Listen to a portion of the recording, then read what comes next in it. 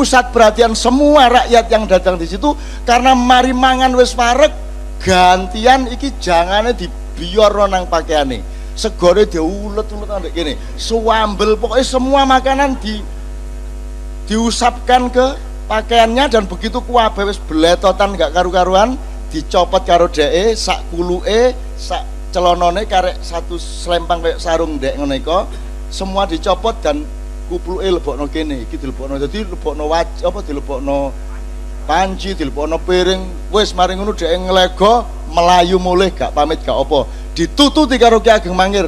Sopo iki koyo ngene iki?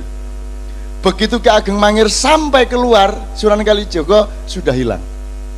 Sak jaran-jarane sak 20 pengawale wis gak ono, jadi gak ketututan. Padahal sebenarnya kalau mau hilang dia butuh sekian ratus meter untuk sampai tempat di mana dia bisa menghilang. Tiba-tiba hilang. Detik itu juga Ki Ageng Mangir mengatakan kepada anaknya, menantunya yang namanya Ki Ageng Wonoboyo. Wonoboyo ini juga cucunya Brawijaya juga dari daerah Gunung Kidul. Semuanya juga muridnya Sunan Kalijaga. Dia bilang sama Wonoboyo, Wonoboyo, kowe saiki mimpin tanah Perdikan Mangir. Kowe saiki tak dapuk dadi Ki Ageng Mangir Wonoboyo kaping 1. Lah Wonoboyo bingung, lah panjenengan badhe pripun niki kok diparing ngeten kula. Aku tak goleki guruku, langsung mencolot nututi Sunan Kalijaga, metu nang halaman bingung nututi nang ndi iki.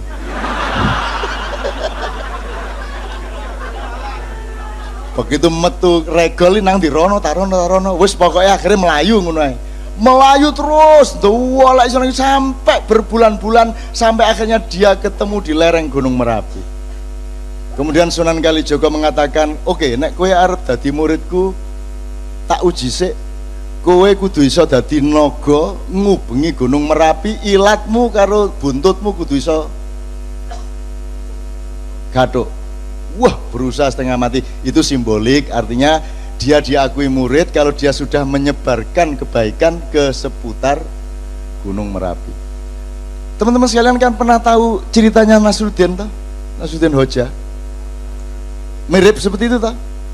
Itu di Persia sana, jadi itu di zaman Genghis Khan. Ada seorang sufi gendeng kayak Abu Nawas, diundang nang keraton gak diterima karo satpam. Karena pakaiannya tidak memenuhi syarat, akhirnya dia mulai nyili tonggone, berpakaian tertib yang memenuhi syarat. Dia datang lagi ke keraton, sampai di situ diterima. Mangkel atine, sing diterima lak duduk aku sing diterima lak pakaianku Akhirnya dia melbu ke perjamuan, kelambine dicopot, sebenarnya dicopot dilewebokno ngono mang, bleng. Akhirnya mulai karo katokan tok, satpam dulu kok sampean mangsul katokan. Lho sing diundang lak pakaian duduk aku, mulai deh. Iku Nasruddin. Tapi lah gak sampai, jangan sambil dibledot. Nah, Sunan Kalijaga Jawa rek lebih dari wong Arab ya wong Persia. Nek ngono tok gampang iku dirotok luwih dramatis. Ngono nek Jawa. Itu sekalian ya, oke. Jadi Sunan Kalijaga itu pun dia mengalami kegagalan. Saya kasih dua aja kegagalannya. Kegagalan dalam arti dia nggak gagal, cuman sejarah punya sifat sendiri dan Allah memiliki rencana sendiri. Kamu tahu Mas Karebet ketika dia menjadi Raja Demak, tapi dia memilih beristana di Pajang, itu ada yang tidak terima, yang merasa dia lebih berhak untuk menjadi raja, yaitu Haryo Jipang atau Haryo Raden Penangsang. Ya. Karebet ini sakti luar biasa. Karebet ini yang memegang Kiai Sangkelat. Kiai Sangkelat ini yang membuat adalah Empu Supo Anom. Itu empu nomor 1 kerajaan Majapahit. Yang pernah dicuri keris ini dari kerajaan Demak oleh oleh Ki Maling Celoring. Jadi tahu krungu Maling Celoring? Celoring itu asal usulnya iku ana wong jenenge Ki Celoring ndek Blambangan kono. Carane mlebu omahe wong iku gak perlu lawang, gak perlu bolongan, pokoknya ana lampu titik set mlebu deh. Maka dia berhasil mencuri Kiai Sangkelat ini di kerajaan Demak. Wes digonang Blambangan, Sunan Kalijaga roh, oh gampang po supaya konang Belambangan pura-pura oh dadi pandai besi. Wis pokoknya diatur ke Sunan Kalijaga iso balik meneh lah. Akhirnya dicekel Karebet. Nah Karebet ini mau ngelawan arek cilik jenenge arek Penangsang gak enak sih. Arek cilik pedita-pedidi kok tak sikat temenan kon. Akhirnya sing dikon ngladeni anak angkatnya yaitu Jebeng Sutawijaya atau yang kelak menjadi Panembahan Senopati. Gitu ya. Saya kasih tahu, Sunan Kudus sama Sunan Kalijaga ini kan seperti saudara dan senior dan junior. Mereka satu perjuangan, satu misi segala macam. Meskipun Sunan Kudus agak Syiah, Sunan Kalijaga Ahlus Sunnah wal Jamaah, ya. Tapi yang ingin saya katakan kepada Anda, Sunan Bonang, Arya Penangsang ini muridnya Sunan Kudus, sementara Mas Karebet ini muridnya Sunan Kalijaga langsung. Ini mereka konflik berdua, si Kudus sama Kalijaga tidak bisa kok menyelesaikan konflik mereka. Akhirnya terjadilah peperangan toh. Duel antara Arya Jipang melawan siapa? Sutawijaya. Dan itu pun menangnya Sutawijaya karena strategi politik. Jarane Arya Jipang jenenge Gagak Rimang, jaran lanang brancah. Mulane politiknya aku tak perang musuh Arya Jipang nggawa jaran wedok. Oh, iki kurang tahu kok pikir kan ya. Nggawa jaran wedok sing seksi. Jadi akhirnya ditambahi susu loro nih sore kan gitu. Anggur ngomong seksi ngono gemeriyuk. Oke? Kan ngerti tau ceritanya nyenengke kok. Nek ceritanya tuh memang dramatis. Akhirnya tidak terkendali Gagak Rimang ini. Jadi Arya Jipang di seberang sungai, Panembahan Senopati di sini, Jepeng di sini. Begitu si Gagak Rimang ngelihat kuda ini, dia langsung meloncat menyeberangi sungai di luar kendali Arya Jipang. Nah, ketika kudanya larat seperti itu, dia tidak mampu menguasai dirinya, sehingga tombak Kiai Banca si Jebeng Sutawijaya ini masuk ke perutnya Arya Penangsang.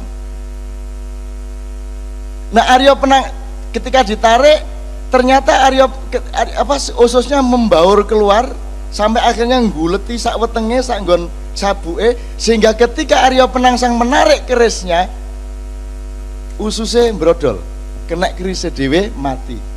Lho nyenengno iku. Artinya adegane iso-iso ae lho. Ana wong mati ususnya, saya terus jadi eling Cak Nur. Cak Nur Khalil Majid itu meninggalnya dalam keadaan ususnya masih di luar perut, dan aku takon nang Bu Umi, Bumi ki kapan jari dokter iki ususnya dilebokno, jari dokter anu ngenteni Cak Nur sehat. Mboten kualik ta. Nek prasa kula Cak Nur sehat ususnya dilebokno lha ngoten sih. Nek jari dokter gak Cak Nur dinteni sehat sik kait ususnya dilebokno. Iki sing bener sing diki filsafate iki. Itu juga yang terjadi pada Arya. Jadi Sunan Kalijaga sampai akhir hayatnya tidak mampu mendamaikan dua orang ini, bahkan dengan Sunan Kudus. Satu, jadi gak iso masih aku kate lapo-lapo ndek dunia iki, nek aku gak iso Gusti Allah mentakdirkan aku gak iso mengatasi masalah, ya gak masalah, yang penting aku berjuang terus. Dan Sunan Kalijaga meneruskan perjuangan sampai awal Mataram. Karena masuknya tak kandani, kenapa saya Mojopahit kok dibawa ke Demak? Karena ada semburan lumpur di Canggu, ada lempengan bumi yang bergeser, yang membuat struktur pertanian menjadi kacau di ujung Mojopahit itu, sehingga infrastruktur pertaniannya menjadi tidak mampu lagi menyangga perekonomian Mojopahit. Maka Sunan Kalijaga berpikir harus menoleh kepada perdagangan global, harus menoleh kepada ekonomi pesisir. Maka ditransformasikanlah dari kerajaan yang agak di pedalaman, yaitu di Mojo Agung, Canggu, Mojokerto, itu diseret ke pinggir pantai, yaitu ke Demak di desa Gelagawangi, dalam rangka supaya ada transformasi menuju pertahanan pangan dan lain sebagainya. Dan itu Sunan Kalijaga luar biasa. Nek wong gak ngerti perekonomian gak iso duwe ide kayak ngono iku. Jadi Sunan Kalijaga iku duduk seniman yang berdakwah dengan seni. Sunan Kalijogo ahli ekonomi, ahli perdagangan, ahli strategi politik, pendekar yang mumpuni, dan seterusnya dan seterusnya. Nah, ekonomi pesisir ini kemudian pelan-pelan dieliminasi lagi oleh watak Jawa yang kurang tegas. Jadi Raden Sultan Hadiwijaya Joko Tingkir iku pekewo, kate beristana di Demak itu pekewo. Aku tak ndek pinggir-pinggir, aku tak ndek Pajangai. Dia lupa bahwa dengan dia masuk ke Pajang, maka seluruh infrastruktur keraton juga akan pindah ke pedalaman. Jadi perekonomian global yang diciptakan Sunan Kalijogo menjadi masuk ke pedalaman. Sunan Kalijogo tidak setuju, tapi sudah terlanjur. Ketika itu kemudian sibuk dengan pertarungan antara Mas Karebet dengan Aryo Jipang. Itu pun kemudian ketika sampai kepada gara-gara Aryo Jipang bisa dibunuh oleh Panembahan Senopati, akhirnya Panembahan Senopati diberi hadiah oleh Mas Karebet tanah Mentau. Dan Mentau itu sangat pedalaman. Maka terjadilah degradasi politik dari pedalaman ke pesisir, dari pesisir dikembalikan ke pedalaman. Itu pun degradasinya double. Tidak hanya sifat perdagangannya menjadi dari perdagangan ke pertanian, tapi legitimasi spiritualnya pun berubah dari Wali Songo yang semula menjadi background politik berubah menjadi Nyai Roro Kidul. Nah, Panembahan Senopati kemudian sirsiran dan kawin sama Nyai Roro Kidul sampai Sultan Hamengkubuwono ke-10. Semua rabi karo Nyai Roro Kidul. Atimbangane tak kongon pegatan Roro Kidul tak kon jilbaban ngono ae saiki. Cek gak angel-angel temen-temen. Ya saiki sembahyang 5 waktu semua. Nyai blorong barang wis sembahyang 5 waktu. Kadang-kadang melok jemuan barang. Ngono ya kanca-kanca.